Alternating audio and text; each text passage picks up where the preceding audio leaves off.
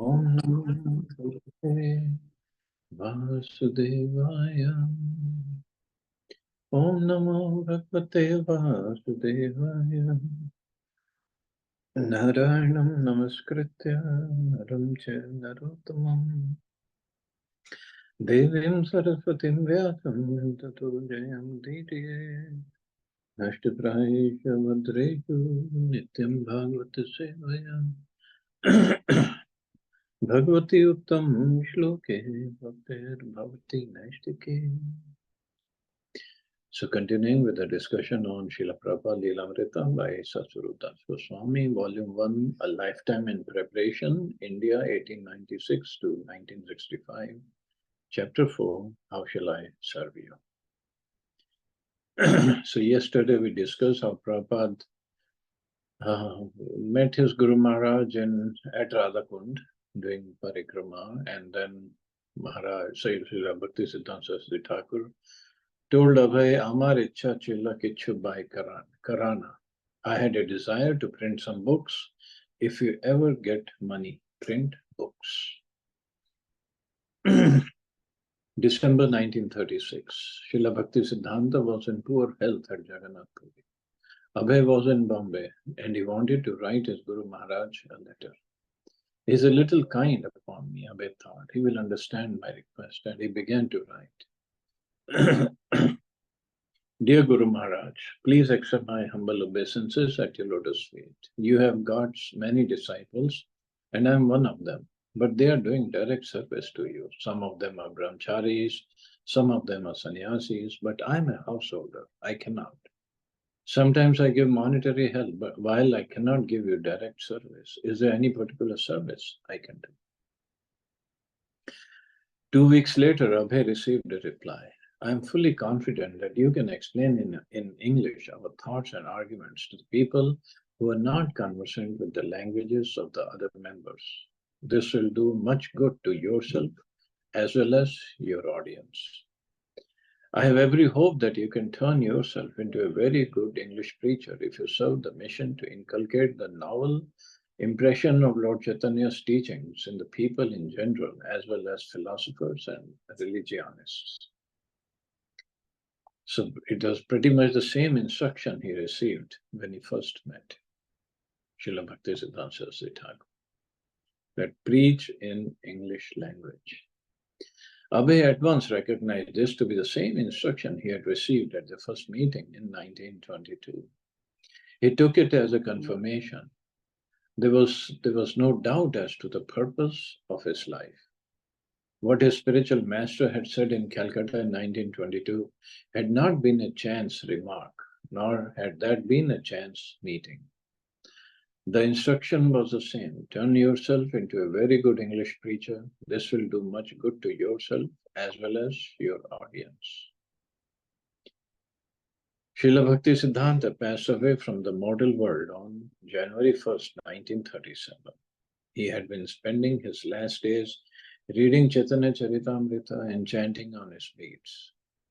When a doctor had visited him, wanting to give him an injection, Srila Bhakti Siddhanta had protested, "Why are you disturbing me in this way?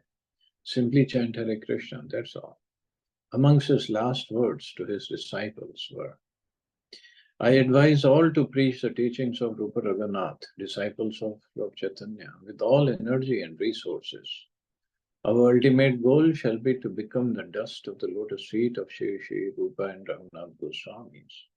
You should all work conjointly under the guidance of your spiritual master with a view to serve the absolute knowledge, the personality of Godhead.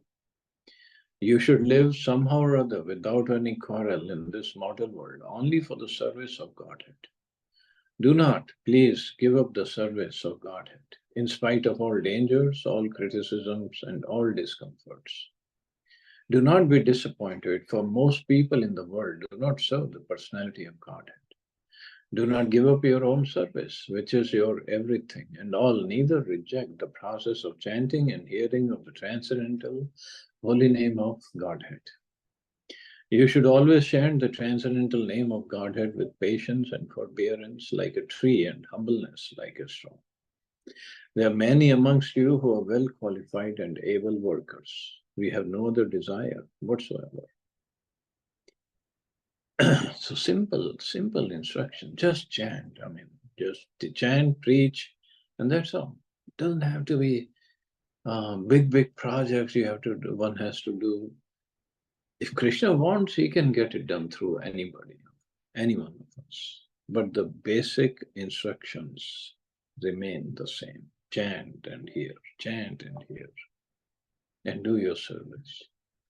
In his last days, he had remained fully conscious and had given instructions until the end. He had specifically and openly ordered that the affairs of Gaudiya Math be maintained by a 12-man governing body, which the devotees should select amongst themselves. Finally, he had said, "Please accept my blessings to you, all present and absent. Please bear in mind that your sole duty and religion is to spread and propagate service to the Lord and of his devotees." At 5:30 a.m. on January 1st, he breathed his last. Word very soon reached Abhay in Bombay. His immediate response was to cry with grief. No more the joy of anticipated meetings, no more trips to Calcutta or Vrindavan on the plea of business just to see the tall, commanding form of Srila Bhaktisiddhanta, the evangelic angel. This sense of never meeting again was difficult to bear. Philosophically, Abhay knew that there was no reason to lament. Bhaktisiddhanta Saraswati had come into the world to execute the mission of Lord Chaitanya, and now it was required that he leave this place and go to another, where he would again engage in the same activity. Yet even armed with this philosophy, Abhay felt all alone. His two great well-wishers were gone, his father and now his spiritual master. But he felt grateful that he had received a special mercy, a final instruction, just 2 weeks before his spiritual master's departure. Abhay read his letter again and again. There would not be another, because this was the last letter. The intimate talks and meetings were now gone, but by this letter especially, Abhay would live in the instructions of Bhaktisiddhanta Saraswati. The letter had come just in time. Now he knew for certain, no matter what anyone else said, how to please his spiritual master and stay linked with Krishna. Following his order, he would conquer the feelings of loss at the disappearance of his most affectionate well-wisher. And can we believe he got this letter in 1936 and he came to America in 1965. Still 30-some years later. The war. Next chapter, chapter 5, the war. Under the circumstances since 1936 up to now, I was simply speculating whether I shall venture this difficult task, and that without any means and capacity. But as none have discouraged me, I have now taken courage to take up the work. Srila Prabhupada, Back to Godhead magazine. The fire in the mud broke out. So fire in the mud means the fight between different disciples. The fire in the mud broke out almost immediately. A senior disciple said there should be one Acharya who would be the spiritual successor to Bhaktisiddhanta Saraswati and who would perform all initiations and settle all controversies. But Bhaktisiddhanta Saraswati had never said that. He had never called for one Acharya. Rather, he had instructed the members of the Gaudiya Math to form a governing body of 12 men and carry on a concerted effort. But that instruction was abandoned, and the suggestion that there be one leader took hold. A single person instead of 12 should take charge, and now it became a rush for who? 2 parties contested. Ananta Vasudeva, one of Srila Bhaktisiddhanta's leading preachers, was ambitious, and he pressed his claim with a group of influential sannyasi supporters. Another man, Kunja Vihari, shrewdly went after the properties. He had been a leading administrator under Srila Bhakti Siddhanta, and now he claimed ownership of the palatial temple in Calcutta, as well as all the other properties and assets of the India-wide Gaudiya Mutt. Although in his will, Srila Bhakti Siddhanta had expressed a desire that his disciples select a governing board to manage all properties and funds of the Gaudiya Mutt, Kunja Vihari contested the will's legitimacy. He and his supporters argued that since Srila Bhakti Siddhanta had received the properties on behalf of God, he was not their rightful owner and therefore could not determine the future ownership. Thus, he and others disputed over the legal and theological aspects of the former Acharya's position. See how bad it can turn out to be. So that is why one has to be very, very careful, especially in spiritual societies where anything can happen. Disciples might not be at the same level as a spiritual master to understand his mood and mission and to work on it. Shortly after Srila Bhakti Siddhanta's passing away, litigation had begun. Ananta Vasudeva, supported by a majority of the members of the Gaudiya Mutt, had claimed that he, as the next Acharya, was the owner and director of the properties. But although Kunja Vihari had only a few supporters, he defied the majority by pressing his claim through lawyers in court. Kunja Vihari and his men had possession of the Chaitanya Mutt and the temples in Mayapur. Vasudeva's party captured other buildings. Quarreling and fistfights broke out. The preaching of the Gaudiya Mutt stopped. Abhay's inability to take part in the activities of the Gaudiya Mutt was suddenly in his favor. He had always been more a visitor than a member at the Mutt, and at least externally more the Grihastha businessman than a missionary worker. This automatically put him at a distance from the fray. Of course, he was associated with the Mutts in Bombay and Allahabad, but he had no managerial position, no claims to ownership, and no role in the litigation. Nor did he desire to take sides in the struggle for power. Like many of the other disciples, he was mortified to see that his spiritual master's instruction for cooperation had been disregarded and his mission thrown into a legal dispute.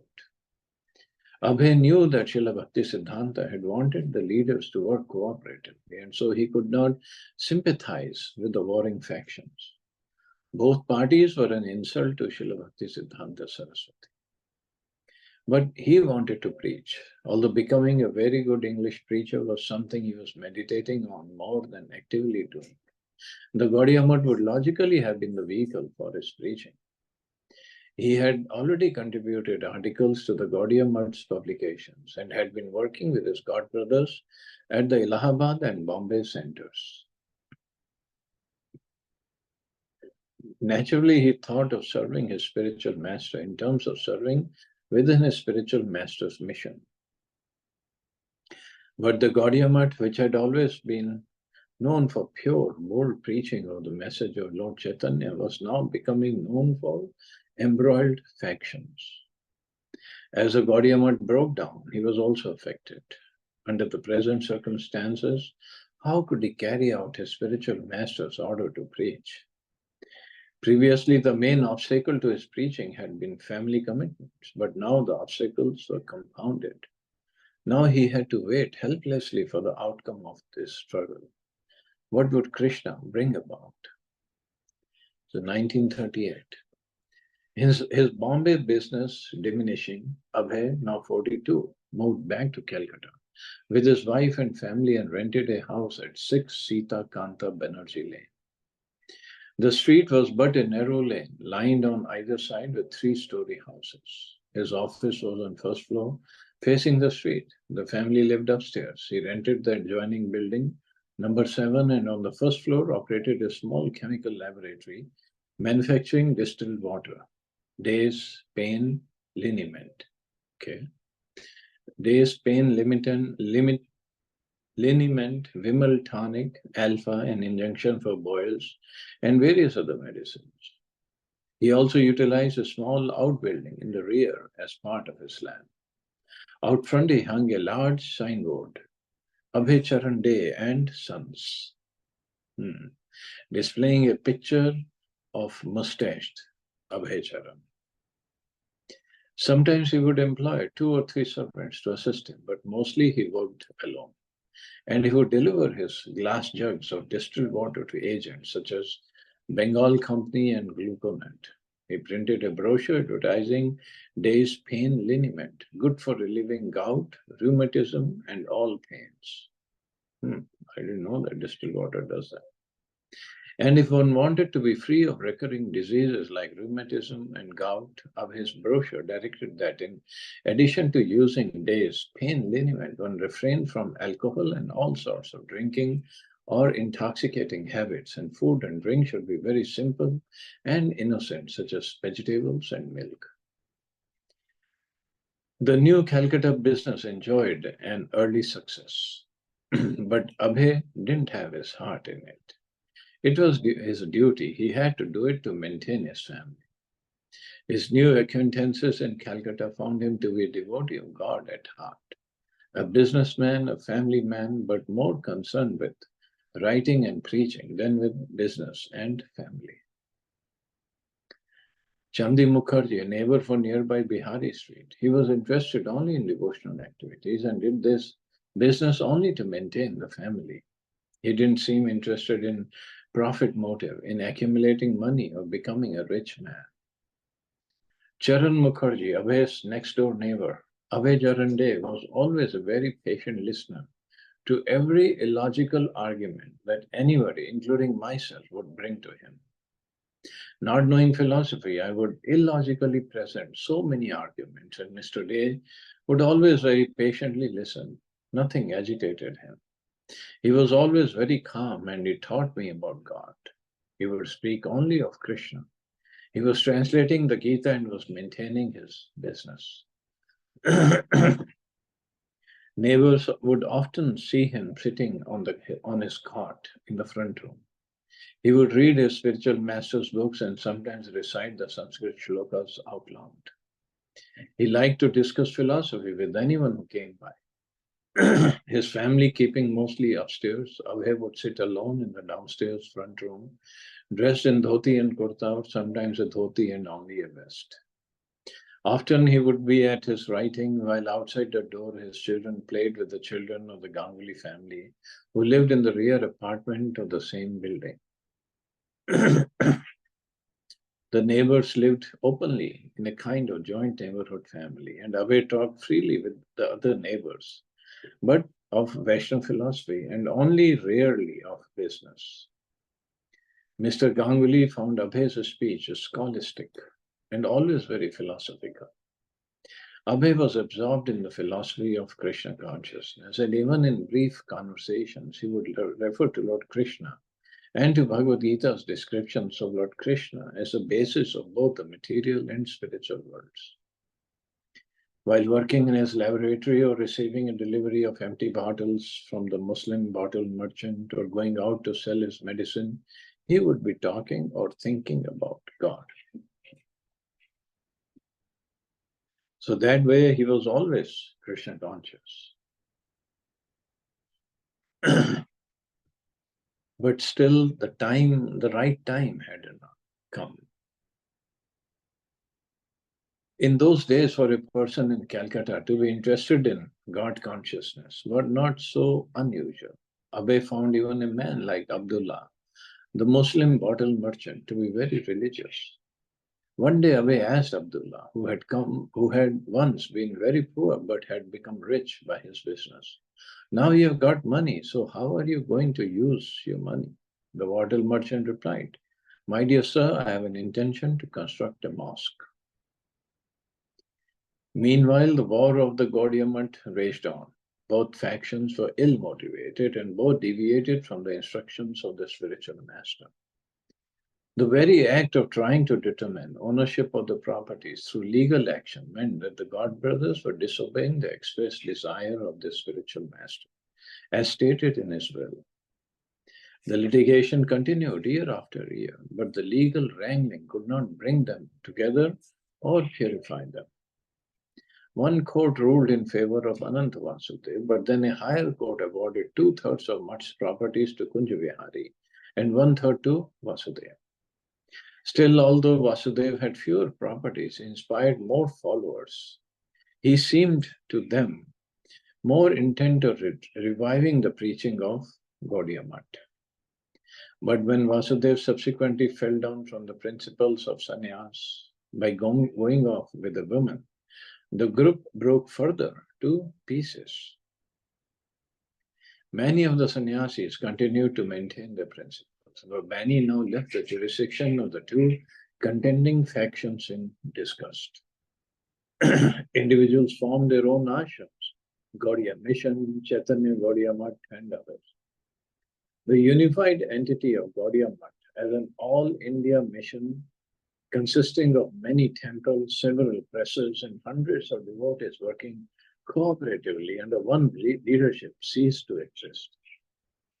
God brothers continued to uphold the teachings of Lord Sri Chaitanya Mahaprabhu as they had received them from Srila Bhaktisiddhanta Saraswati.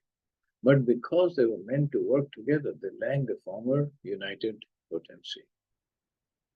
Illusions of proprietorship and prestige had superseded the spiritual master's order, and Srila Bhaktisiddhanta's cause a worldwide movement for propagating Lord Chaitanya's teachings and the lands. So this was really unfortunate. Wherever Abhay went, he seemed to attract the company of his god brothers. Some followers of Srila Maharaj, the same Srila with whom he had worked in Bombay and whom he had always regarded as a good devotee and scholar, met Abhay at his place on Banerjee Lane and told this news to Srila Maharaj, who was then living at his own ashram in Mayapur. Srila Maharaj had disaffiliated himself from the factions of the Gaudiya Mutt, but as a sannyasi, he was still preaching and was interested in publishing Vaishnava literature. He had wanted to maintain an ashram in Calcutta, so for 20 rupees a month, he rented from Abhay the 4 rooms on the second floor of number 7, above Abhay's chemical laboratory. Now, whenever they came to Calcutta, Srila Maharaj, Puri Maharaj, and Bhakti Sarang Maharaj based themselves there, staying in small separate rooms. It became a regular ashram for sannyasis and brahmacharis, and Srila Maharaj put a sign out front, Devanand Saraswati Mutt. Srila Maharaj's establishment of a mutt in Mayapur with a branch in Calcutta was a response to Gaudiya Mutt's split. Like other sannyasis, he had been initiating disciples in preaching, not waiting for the outcome of the litigation, with its continued appeals and counterclaims. Abhay was glad to encourage Srila Maharaj and the others who joined him at his little ashram. Here Abhay and Srila Maharaj and his followers could remain aloof from the warring factions and together pursue their plans for spreading Krishna consciousness. The sannyasis cooked in their separate kitchen, performed their puja, and held morning and evening kirtans and lectures. Abhay remained with his family, taking his own meals and performing his own puja, but he often went to discuss Srimad Bhagavatam with Srila Maharaj. From his roof, Abhay could see the towering steeple of his spiritual master's building, the Gaudiya Mutt of Bagh Bazaar, its ownership now contested by bitter factions.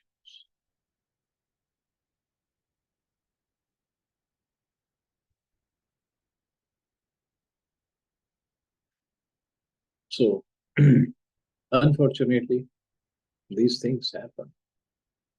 And that is when the teaching work, which would have been going nicely, it just stops, or it just slows down.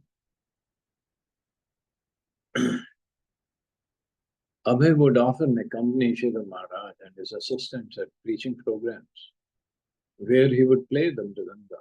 And when Srila Maharaj fell ill, Abhay led the other devotees on preaching engagements, performing kirtan, playing mridanga, and giving lectures on the Bhagavad. Srila Maharaj. We did not see Abhay as working very hard for making money, nor did he seem very rich or to have a lot of liquid funds. He was attracted more to the spiritual side of affairs than to his family affairs. He never discussed his business prospects with me, whether the business was up or down, or whether he was planning to do this or that. Monetarily, he did not have sufficient funds for giving any to the mission. Abhay began to think seriously about writing Western literature. His spiritual master had seemed very pleased and had told the editors of the Harmonist, whatever he writes, publish it. Business profits, if he could somehow expand them, could go for printing books in English, as the spiritual master had said. If he ever get money, print books. Certainly the Gaudiya Math was not going to do it. Kunja Vihari had sold Bhakti Siddhanta's printing presses to offset his legal expenses. No, Abhay would have to continue on his own, maintaining his business and simultaneously trying to write and publish. And that was also the prescription of Srila Bhakti Siddhanta. It is better that he is living outside your company. When the time comes, he will do everything himself. It was in 1939 that Abhay wrote Introduction to Gita-Upanishad. It was a short piece, but it signaled his intention to take on the task of one day translating Bhagavad Gita into English with commentary. Of course, there were already many commentaries in English, but most of them had been written by impersonalists or others who had not delivered the original spirit of the Gita. The spirit of Arjuna on the battlefield of Kurukshetra, hearing Bhagavad Gita directly from Lord Krishna. Abhay knew, however, that he could present Bhagavad Gita in the proper spirit by writing an English commentary based on the teachings of Lord Chaitanya and the disciplic succession. So he began. Whenever he could make time, he would write. Although a strict grammarian could find faults in his English composition, his meaning was always clear. In his introduction, Abhay reflected on the time when a young schoolboy had attended a lecture, Vidya Ratna, the jewel of education. The theme of the lecture had been that God does not exist and could not exist. If there were God, he would certainly have appeared on earth to put an end to all religious rivalry. But since God had not obliged man in this way, we should banish all thought of his existence from our mind. The audience, Abhay explained, consisting only of so many young boys, did not delve deeply into the subject matter of the lecture. Yet the majority, impressed by the arguments, carried away lofty ideas of godlessness and thus became agnostics at home. Some of these ideas, they just attract people very much. Abhay had not been satisfied with the agnostic conclusion. Because I had been trained by my father to be engaged in the worship of Sri Sri Radha Govinda, but as a result of the Vidya Ratna lecture, I was experiencing some mental conflict between agnosticism and the existence of God. Later, having heard from his spiritual master, Srila Bhakti Siddhanta, Abhay understood that the personality of Godhead exists in every sphere of activity. But we do not have the eyes to see him. Abhay wrote, even if the Lord personally manifests himself on earth, the quarreling mundaners will not stop their fighting and look upon Godhead or his representative due to ignorance. This is the birthright of the individual soul by the grace of God. Bhagavad Gita is a true jewel of education, and in the Gita, Lord Krishna declares to the fighting people on earth, here I am, do not quarrel.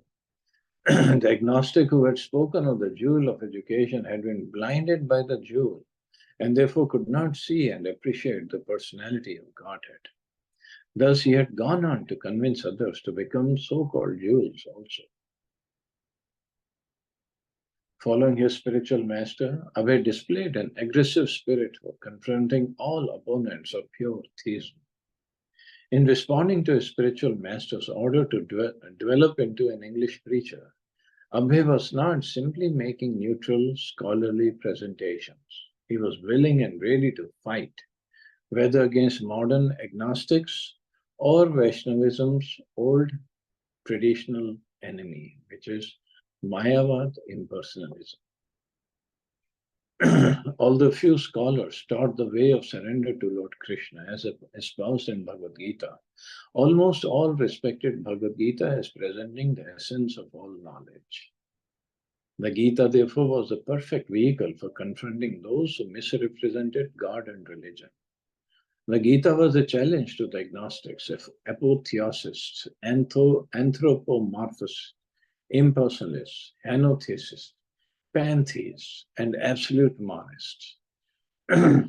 Although there were already more than 600 commentaries on Bhagavad Gita, they had been written by persons with an inner hatred for the personality of Godhead, and therefore they were imperfect. Such envious persons, Abhay wrote, have no entrance into the real meaning of Bhagavad Gita, inasmuch as a fly cannot enter into the covered jar of honey. Abhay described Indian culture as an almost impassable ocean due to its depth of thought and apparent mixtures of conclusions. But in his book, Abhay declared, I will establish that Krishna is the absolute personality of Godhead by referring to the available records of scriptures, which are the recorded history of Indian culture and thought. So that was his approach, and this is what he's going to do and further on in his life. So anyway, I guess we can stop here. See anybody have any questions or comments?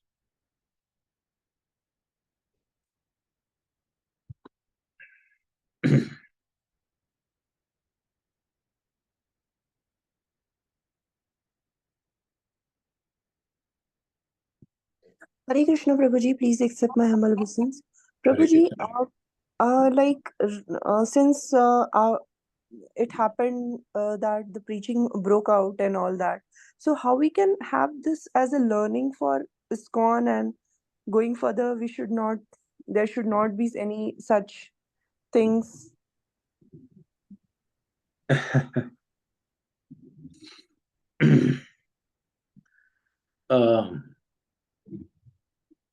It is difficult. It is difficult. Because after all, we all are individuals. And then we have our own consciousness, level of consciousness. So to work harmoniously, cooperatively with others, the idea is, and this is what Prabhupada explained again and again, to put Krishna in the center. So suppose we forget about whole ISKCON, we just take our family. Now, what does it mean to put Krishna in the center? Means to put Krishna's happiness, Krishna's satisfaction, the center of all our activities, all our thoughts. Because that is the spirit, that's what the spiritual world is. Material world, we have ourselves in the center. My thought, my activity, my pleasure is of utmost importance. What I said, that has to be followed. Whether I'm right or wrong doesn't matter, because according to me, I'm completely right. So in the family, somehow, not for the pleasure of Krishna, but for the sake of keeping the family together, sometimes we give in, sometimes we relent that, okay, we will follow this decision, but whatever the other person has taken. But when it comes to a society where everybody is a volunteer, it is difficult. Because until it is the whole society, or at least a temple, it is more of a family environment. That family is what? Everybody actually looks for everybody else's welfare also. Mine also, but everybody else's also.